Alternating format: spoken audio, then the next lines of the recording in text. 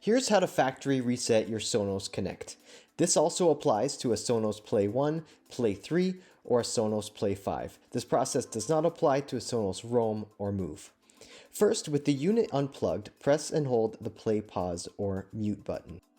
If you have a newer device such as a Beam, a Sonos One, or others, you may have to press the join button instead, which may look like this or this. Next, plug in the power cord while still holding the button.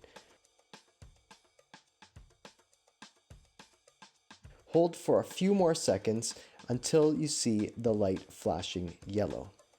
Once it's flashing yellow, then you can release.